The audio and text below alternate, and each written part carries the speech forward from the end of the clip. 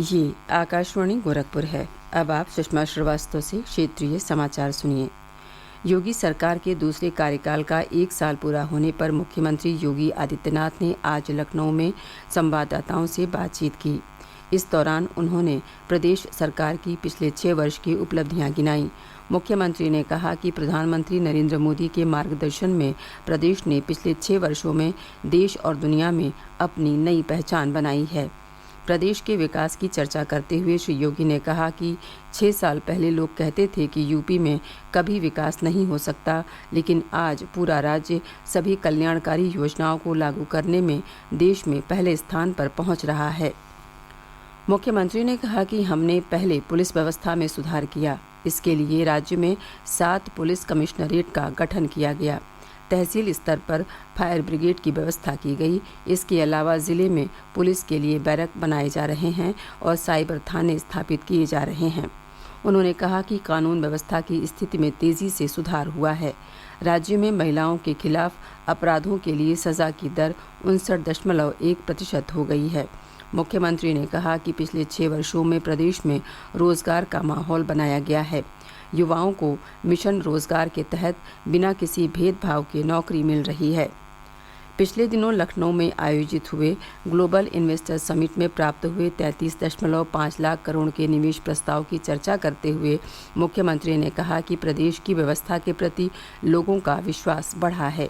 इस अवसर पर मुख्यमंत्री ने प्रदेश सरकार की उपलब्धियों के बुकलेट का विमोचन भी किया। इस दौरान उप मुख्यमंत्री ब्रजेश पाठक और केशव प्रसाद मौर्य सहित प्रदेश कैबिनेट के कई मंत्री मौजूद रहे। प्रदेश सरकार के 1 वर्ष पूरा होने पर प्रदेश के विभिन्न जिलों में जिले के प्रभारी मंत्रियों ने पत्रकार वार्ता कर सरकार की उपलब्धियां गिनाईं। केंद्रीय मंत्रिमंडल की आर्थिक कार्य समिति ने प्रधानमंत्री उज्ज्वला योजना के अंतर्गत प्रति एलपीजी सिलेंडर 200 रुपये की सब्सिडी को 1 वर्ष के लिए बढ़ा दिया है। 1 मार्च 2023 की स्थिति के अनुसार प्रधानमंत्री उज्ज्वला योजना के लाभार्थियों की कुल संख्या 9,59,00,000 है। सूचना और प्रसारण मंत्री अनुराग सिंह ठाकुर ने कल नई दिल्ली में कहा कि 1 वर्ष में 12 सिलेंडर तक 200 रुपये की सब्सिडी मिलेगी। प्रधानमंत्री उज्ज्वला योजना के जो लाभार्थी हैं उनको साल में 12 सिलेंडर 200 रुपए की सब्सिडी 1 सिलेंडर पर यानी कि लगभग 2400 रुपया अगर वो 12 लेते हैं तो देने का निर्णय लिया गया। क्योंकि अंतर्राष्ट्रीय दामों में अभी भी कोई बड़ा बदलाव नहीं आया है, तो इस सब्सिडी को अगले 1 साल तक और बढ़ाने का निर्णय किया गया है। इससे 9,60,00,000 महिलाओं को, बहनों को सीधे तौर पर लाभ मिलेगा।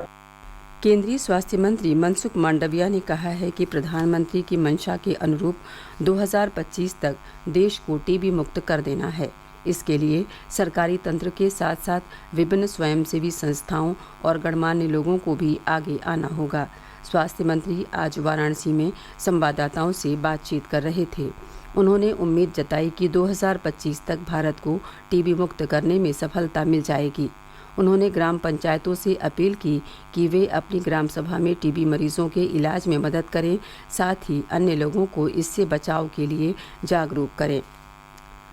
प्रदेश भर के शक्तिपीठों और देवी मंदिरों पर चल रहा नवरात्र मेला जोरों पर है। आज मां भगवती के चौथे स्वरूप माता कूष्मांडा की उपासना की जा रही है। सभी शक्तिपीठों और देवी मंदिरों में माता के दर्शन पूजन के लिए श्रद्धालुओं की भीड़ लगी है। सभी स्थानों पर लगे मेलों की सुरक्षा के कड़े प्रबंध किए गए हैं।